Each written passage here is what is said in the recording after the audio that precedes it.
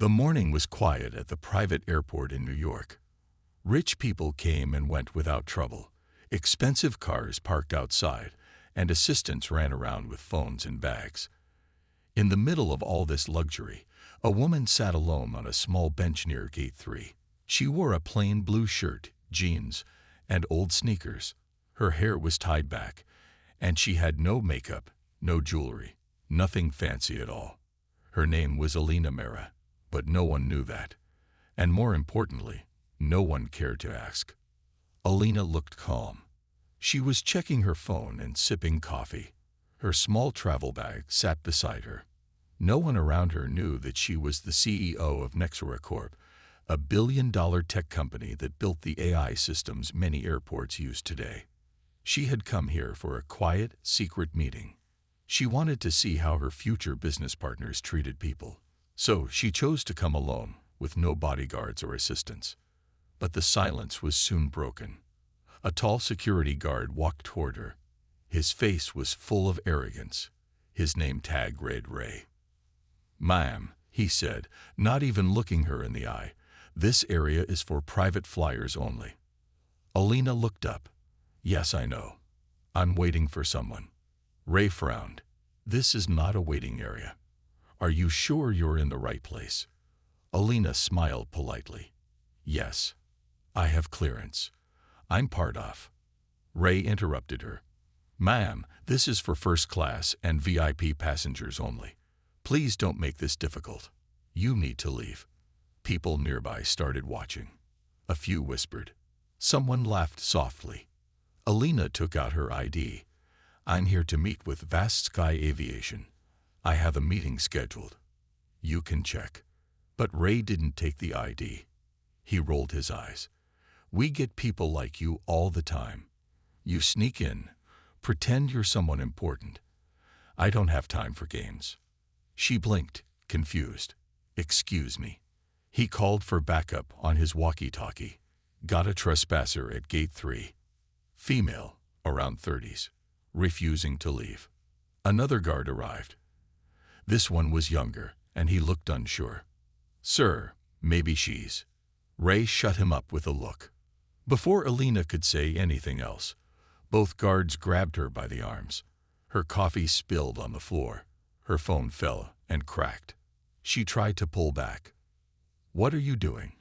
Let go. I'm not a trespasser," she said, her voice shaking. But they didn't listen. Passengers turned their phones toward her. Cameras started recording. One person even laughed and said, "Another drama queen trying to fly private." Alina said nothing more. She stopped fighting. She let them drag her out through the side door and into the open parking area. Her hair was now messy, her shirt dirty from the floor. Outside, they pushed her bag toward her. "Next time, use the regular terminal like everyone else," Ray said with a smirk. She picked up her phone. The screen was cracked, but still working. She opened her app, tapped a few buttons, and stared at the screen for a few seconds. Then she looked up at the guards, her voice calm. "You have no idea what you just did." Ray laughed. "Sure. Have a nice day, Madam President." Alina didn't smile. She walked away slowly, disappearing behind a row of black cars. The young guard turned to Ray.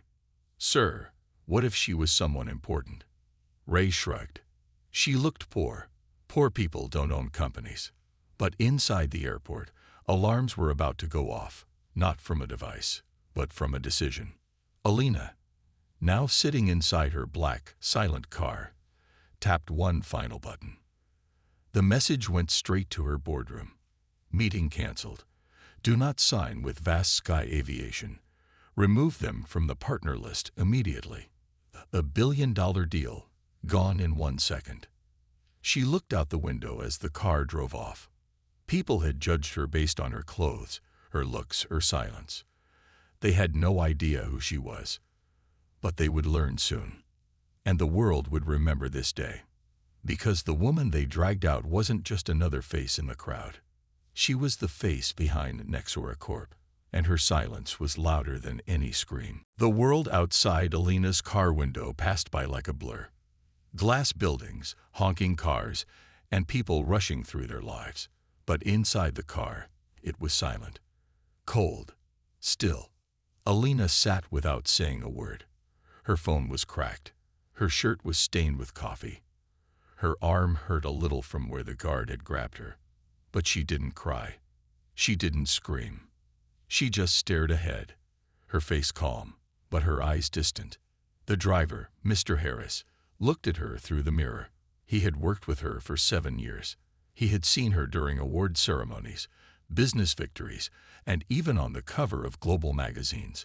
But he had also seen her cry alone after meetings. He knew the real Alina. He gently asked, "Ma'am, are you okay?" She nodded slowly. "Cancel all today's meetings. No calls, no emails. Just take me to the office." He didn't ask more. Back at Nexera Corp, the office was buzzing. Phones rang. Employees walked fast with files and devices. Nexera wasn't just a company. It was a future maker. Its AI systems powered airports, hospitals, and even space missions. And the one behind it all was a woman the world respected, but rarely understood, Alina Mera. Her assistant, Mira, was on a video call when she saw the viral clip on her second screen. She froze. A video was spreading fast on the internet, a woman being dragged by guards out of a private terminal. People were laughing in the comments, calling her names, saying she was acting rich. But Mira looked closely. Her mouth opened in shock. "Wait, is that Alina, ma'am?" She jumped out of her chair and rushed toward the elevator. Meanwhile, in her private office on the top floor, Alina sat quietly. She had changed her clothes, now in a black blazer and white blouse. Her hair was still slightly messy, but her face was emotionless. Mira rushed in. "Ma'am, I just saw the video. I'm so sorry. I didn't know they." Alina raised her hand gently to stop her. "It's done." Mira lowered her head. "They treated you like garbage. How could they? I wanted to see how they treat people, not just CEOs, not people with expensive clothes or watches, just a human being," Alina said softly. Mira was confused. "You went without security or announcement, just to test them." Alina gave a small nod. "That's how I've always done it. If you want to know the truth about someone, don't look at how they treat the powerful. Look at how they treat the ones they think are weak." Mira sat down slowly. "And what did you see?" Alina looked at the cracked phone on her desk. "I saw arrogance, disrespect, a company culture that doesn't value people unless they look rich." Mira whispered, "So, the deal canceled," Alina said, her voice firm. "Nexera doesn't partner with people who forget what respect means." Mira felt proud and sad at the same time. She had worked for many CEOs before, but none like Alina. Alina didn't need to raise her voice to lead. Her silence, her calm decisions, were louder than any boardroom speech. A few floors down, the legal team was already drafting the cancellation letter. The news would reach Vast Sky Aviation in less than an hour, and when it did, their world would break.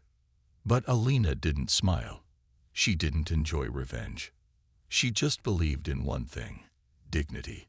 As Mira walked out, she passed a wall filled with photos. Alina as a child, standing in a small house. Alina during her college days, fixing an old computer. Alina in front of her first small office with only 3 employees. Mira paused and looked at the last photo. It showed a young Alina shaking hands with the Prime Minister at an award event. Below it, a quote was written in bold: "When people look down on you, don't speak. Let your silence remind them later who you really were." Back in the office, Alina sat alone. Her mind went back to that moment. The way the guard had looked at her, like she was nothing, like she didn't belong. But what they didn't know was this: she had once been homeless. She had sold bread on the streets. She had walked miles just to get free Wi-Fi outside cafes to learn coding. She had been called useless, weak, a girl with no future. But today, she led one of the most powerful companies on earth, And all she ever asked from people was respect. Not because she was rich, but because she was human. It started with one video, a short, shaky clip posted by a teenage boy named Ryan, who was traveling with his father. He uploaded it with the caption, "This lady tried to sneak into the VIP lounge. Security threw her out." Within minutes, the video began to spread. By the first hour, it had crossed 500,000 views. By the second hour, it had crossed 2 million. People laughed, commented. Memes started popping up, calling her things like fake rich girl and drama queen at the airport. But then something changed. A girl named Priya Sharma, an intern working at a tech blog, paused the video and zoomed in. She looked at the woman's face, her calm eyes, her posture. She posted a new tweet. "Wait, is this Alina Mehra, the CEO of Nexora? Someone checked, please." That tweet exploded. People began comparing photos. Some didn't believe it at first. "She wouldn't dress like that," they said. "She flies private. That can't be her." But a few loyal followers of Alina remembered something important. Alina always believed in staying low profile. She had once given a speech where she said, "The way you treat the janitor says more about you than the way you treat a king."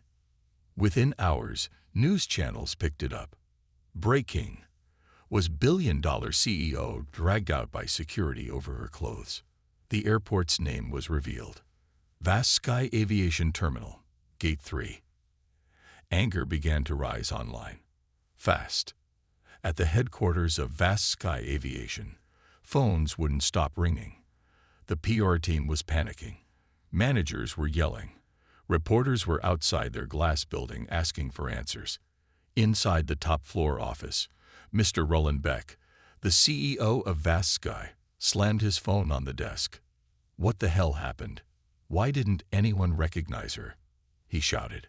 A junior officer whispered, "Sir, she came without assistance, wore simple clothes. They thought she was a nobody." Roland rubbed his temples. "A nobody? You mean the woman who was about to sign a deal that would make us billions?" Someone from the legal team walked in, pale-faced. "Sir, she's canceled everything. Nexora is out." Silence hit the room like thunder.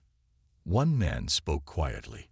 "We just lost our biggest future partner over a coffee-stained shirt and a pair of sneakers." Back at Nexora Corp, Alina sat in her office. She was not checking the news. She didn't care about the trending hashtags. Hashtag respect Alina. Hashtag she's the CEO. Hashtag silence speaks louder. Instead, she stared out the window. Her mind wasn't on revenge or success. It was on something deeper. She thought about the thousands of people out there who got treated like she was, not because they were wrong, but because they didn't look powerful. She thought of her younger self, hungry, ignored, sitting outside companies waiting for someone to listen. Her silence wasn't weakness. It was memory. Mira entered the room, holding a tablet. "Ma'am, the whole world is talking about you. They want a statement." Alina turned and said quietly, "Then give them one." Mira waited. "Tell them this," Alina said slowly. "I was mistaken for someone ordinary. That's okay, because I am. But every person is extraordinary if only we choose to see them that way." Mira wrote it down, her hands slightly shaking. "Anything else?" she asked. Alina nodded. "Add this too. Respect is not for sale. It's a basic human right."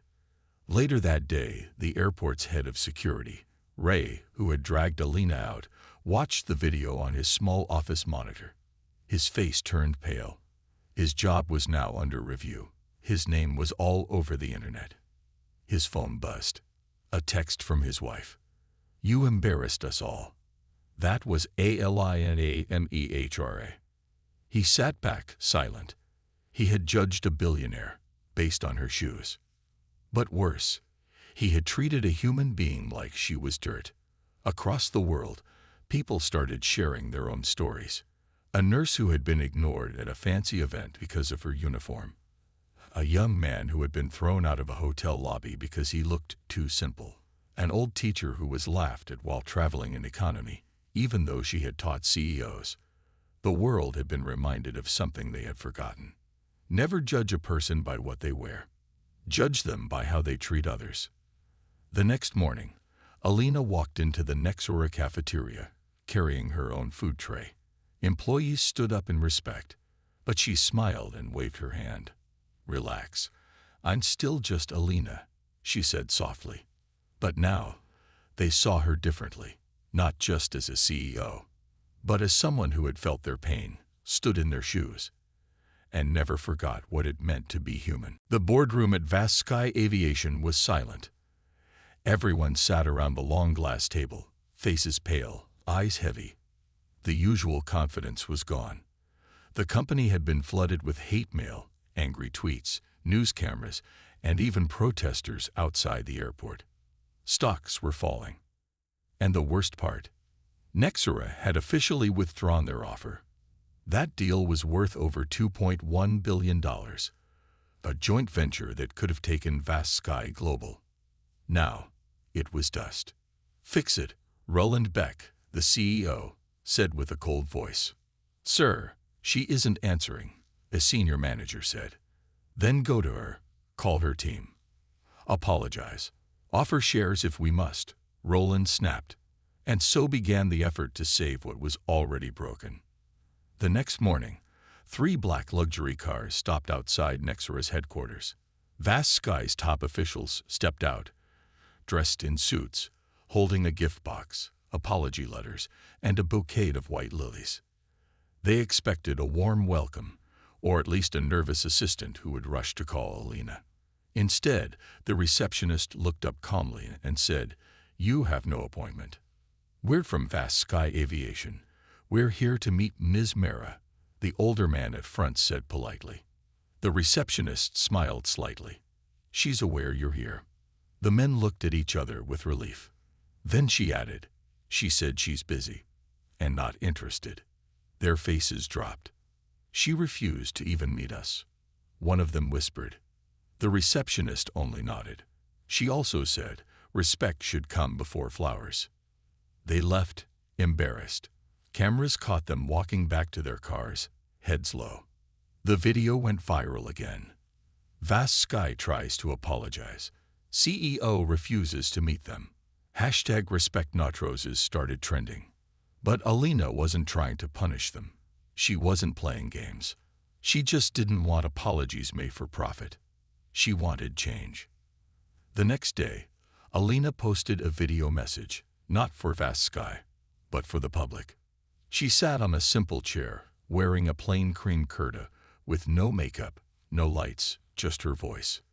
"Last week, I was treated poorly at an airport, not because of what I did, but because of how I looked. But I'm not the only one. Every day, ordinary people are judged by their clothes, accents, or skin color. I'm lucky. I'm rich. I have power. But what about those who don't? This is not about me. This is about how we treat one another. Let's stop judging. Start listening. And remember, true respect starts when no one is watching." The video broke the internet. It was shared by celebrities, teachers, flight attendants, taxi drivers, even children. The comment section was full of tears, stories, and support. Back at ThenShe, things kept falling apart. Their board received an emergency alert. 4 companies had canceled their contracts. One wrote, "If this is how you treat guests, we want no part in your business." That afternoon, Roland received a letter, hand-delivered. It had no company logo, just the words, "Let this be your lesson. People remember how you make them feel. Start there." It was signed, AM. Roland stared at the note for a long time. No threats, no anger, just truth. He leaned back in his chair and closed his eyes. "She won," he said quietly. Later that week, Alina received an email from a young girl named Reet. She wrote, "Ma'am, I want to be like you one day. Not because you're rich, but because you didn't shout back." You made the world listen without saying a single bad word. That's real power. Alina smiled. That email meant more to her than any billion-dollar deal. At Nexura, something unexpected started happening. People, strangers, began to send thank you notes. A retired schoolteacher from Chennai sent her a handmade card. A security guard in Dubai wrote, "After what happened to you, my company gave us new training. We were told to treat everyone with respect, no matter what. Thank you." Her silence had become a voice for millions, and that was something no money could ever buy. Meanwhile, at Vast Sky, the damage was complete. The head of security who had dragged Alina was fired. But Alina didn't ask for that. She didn't even mention his name. When asked in a press conference if she wanted revenge, she simply said, "No, I don't want revenge. I just want awareness." The best justice is when people realize they were wrong and choose to be better. In the end, the tables had turned, not because Alina shouted, but because she chose silence over noise, grace over anger, and dignity over pride. And the world listened, not to a CEO, but to a woman who remembered what it was like to be invisible. Before Alina Mehra became the CEO of Nexura, before the world knew her name, before the viral videos, the headlines, and the billion-dollar decisions, she was just a quiet girl from a small town, standing in the back of a crowded classroom. Nandurbar, Maharashtra. Alina grew up in a dusty one-room house, shared with 5 people. Her father was a schoolteacher who earned little that taught her big things. "Respect is free," he would always say, "but it's worth more than gold." Her mother ran a small tea stall outside the railway station. Alina often helped her after school, carrying trays, cleaning cups, and smiling at strangers. But not everyone smiled back. Many laughed at her. Some called her Chewali. Some mocked her accent when she spoke English. But Alina kept smiling. Inside, though, she promised herself, "One day they'll listen, not because I'm loud, but because I'll rise." In school, Alina was quiet but sharp. She read books others didn't touch. She asked questions that made teachers stop and think. But every time she raised her hand, someone would whisper, "Why is she trying to act smart?" Her skin was dark. Her clothes were old. She didn't fit the picture of a leader. Once, during a debate competition, she wasn't allowed to speak. "Only selected students can go on stage," the teacher said. But the list had only rich kids. Kids with polished shoes and English-speaking parents. Alina stood near the curtain and watched, saying nothing. But she remembered. Years later, she got a scholarship to a college in Mumbai. It was her first time in a big city. The lights were bright, the buildings tall, but the eyes around her were still the same. She was called Village Girl. Some laughed at her simple phone, her homemade lunchbox, her wrong English. But one professor noticed her talent. "Your ideas are different," he told her one day. "Don't change to fit them. Make them change to see you." That moment changed everything. After college, Alina applied to dozens of jobs. Most interviews ended the same way. "We'll get back to you," they'd say with forced smiles. But they never did. Then came an opening at a small tech startup. The CEO was a woman. Her name was Reena Shah. She saw something in Alina the others didn't. "You've got fire," she said. "Let's light up the world together." Alina started as an intern. Within 2 years, she was leading a team. Reena mentored her, not just in business, but in life. She taught her how to stay calm in storms, how to listen when others shout, and how to lead without fear. "You don't need a loud voice," Reena would say. "You need a clear one." Then came Nexura. Alina was only 29 when she became CEO. People questioned the decision. "Too young," they said. "Too soft. Too quiet." But in 1 year, she doubled the company's revenue. She built partnerships with people no one else could reach. She opened doors that had been closed for years, all without shouting. all without changing who she was. Still, deep down, some wounds remained. Memories of being pushed aside, of being ignored, of being judged just for showing up. That's why the airport incident hit so deep. It wasn't just about being dragged. It wasn't just about being mistaken for a poor traveler. It was the look in their eyes. The same look she had seen so many times before. That look that said, "You're not good enough to matter." After the video went viral, many wondered why she didn't speak out angrily. Why didn't she hold press conferences? Why didn't she sue the airline? Why didn't she demand public revenge? But Alina didn't need revenge. She had already won. Her entire life had prepared her for that one moment. A moment when the world tried to pull her down. And she rose without saying a word. One evening, a childhood friend from Nandurbar sent her a message. "I saw what happened, but I also saw how you handled it. You are still the same Alina, kind, quiet, and full of fire. Our small town is proud of its big girl." Alina read the message alone in her office. Then she looked out at the city skyline. Her phone buzzed again. It was her mother. Just one line. "You've done what your father dreamed of. He would have been proud." A tear rolled down her cheek. And at that moment, it didn't matter if the world called her CEO, boss, or hero. What mattered was that she never forgot where she came from.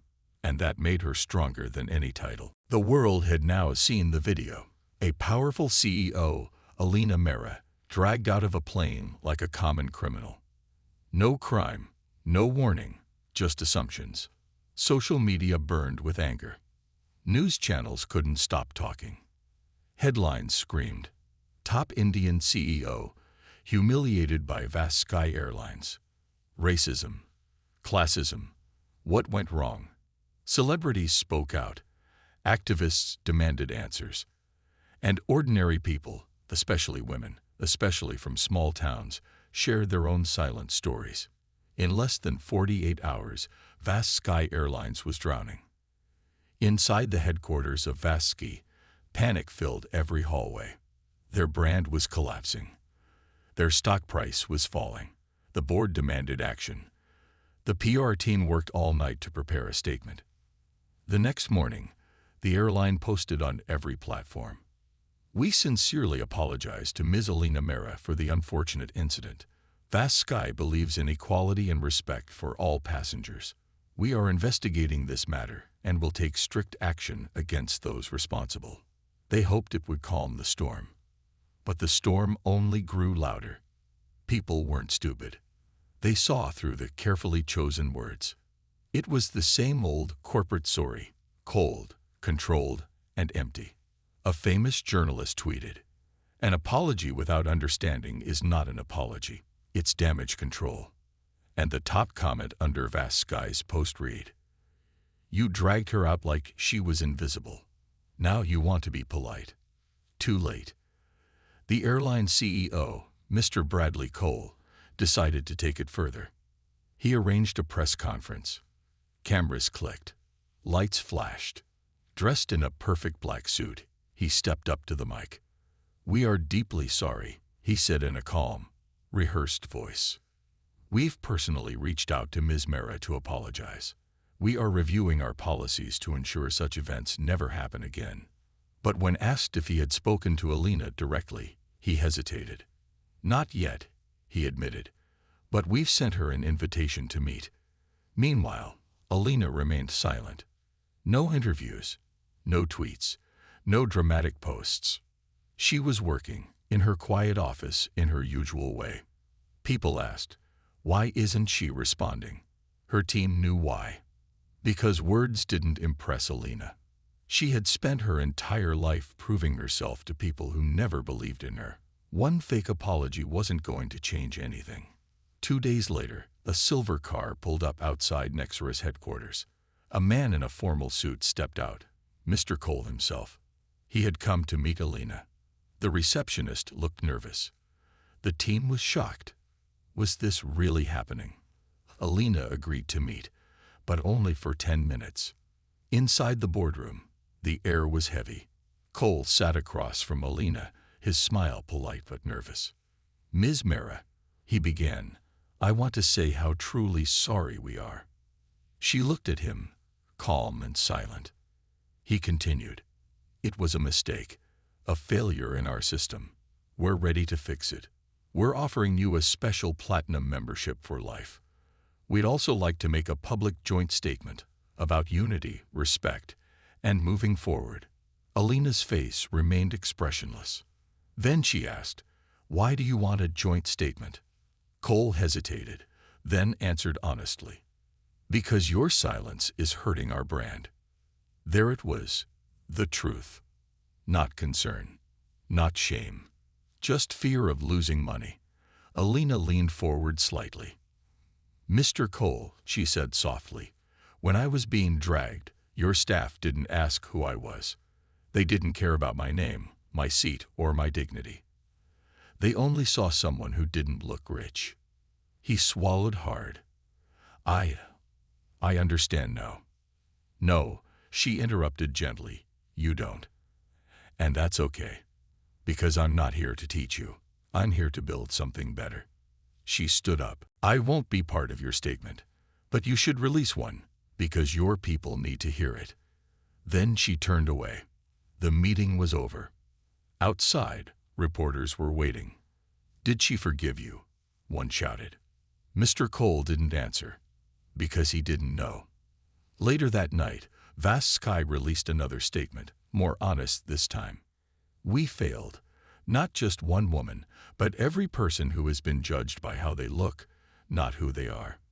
This isn't about Alina Mera being the CEO. It's about seeing the human in every traveler." It got more respect, but not forgiveness, because the damage was done. Meanwhile, Alina finally broke her silence, without a video, without drama. Just one line, posted on her company's official page. "Respect is not a reward for status. It's a right for every soul." That line was shared 1,000,000 times within hours. It was printed on posters, painted on walls, used in classrooms. It became a symbol for every quiet person who had ever been ignored. In the end, Vast Sky's apology didn't fix things, but it opened a door, not to make them feel better, but to remind the world. Dignity is not a luxury. It's the starting point of humanity. And Alina, without shouting, had made that message louder than any apology ever could. The news cycle had started to move on. Other stories filled the screens. Other dramas took center stage.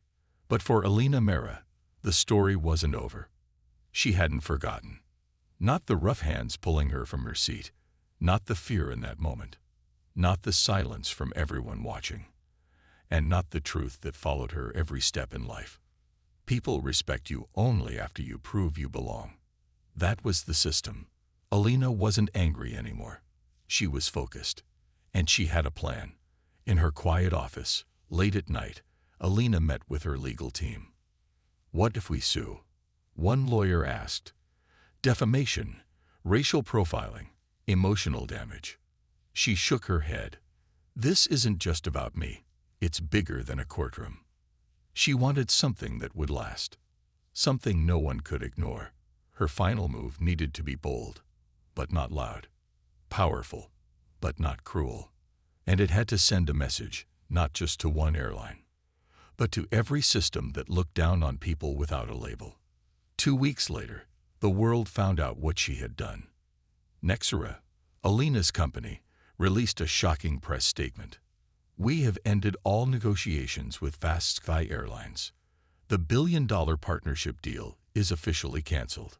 We will now launch our own project, a travel platform built on equality, not ego." The media exploded. This deal had taken 8 months to build. It was going to revolutionize business class air for international flights. But now, gone. Alina had walked away on purpose. People were stunned. Business analysts called it the boldest rejection of corporate arrogance in recent history. The stock market reacted instantly. Vast Sky shares crashed. Investors panicked. Some called her emotional. Others called her reckless. But the public, they called her a hero. She didn't stop there. Within days, Alina announced Project Wingspan, a new initiative by Nexera. Its goal? To create AI-based passenger service systems that remove human bias from flight booking and boarding. Every customer treated the same, by the system, not by skin tone, accent, or outfit. She partnered with tech experts, mental health advisors, and even former flight attendants. And she made one promise. No one should ever feel invisible when they walk onto a plane. The announcement went viral. Not just in India, not just in the tech world, but everywhere. Young girls wrote letters to her. Mothers from small towns said, "You made us proud." Even airline staff, some from Vast Sky, messaged her in private, saying, "We were ashamed of what happened. Thank you for showing a better way." Meanwhile, Vast Sky tried to survive the damage. They fired 2 employees. They started a new equality campaign. But the trust was gone. Business class bookings dropped. Several companies ended partnerships. And in boardrooms across the world, a new phrase began to echo. Don't make the Alina mistake. Alina never smiled in victory. She never gave long interviews or shouted, "I told you so." She didn't need to. Her silence had power now. Her story had already spoken to millions. She proved something very important. That dignity cannot be bought, and silence doesn't mean weakness. Months passed. One afternoon, Alina was flying again. This time with a smaller ethical airline. No cameras, no VIP greeting, no reserved chair. Just a regular seat in business class. She wore simple clothes, a small bag, no makeup. As she boarded the plane, a flight attendant smiled and said kindly, "Welcome, Ms. Mehra. It's an honor." She nodded, smiled softly, and took her seat. The passenger next to her, a middle-aged man, looked at her and asked, "You're that CEO, right? From the video." She nodded again politely. "I just want to say," he said, "you changed a lot of minds. Mine too." She looked out the window. High above the clouds, she whispered, "That's all I ever wanted."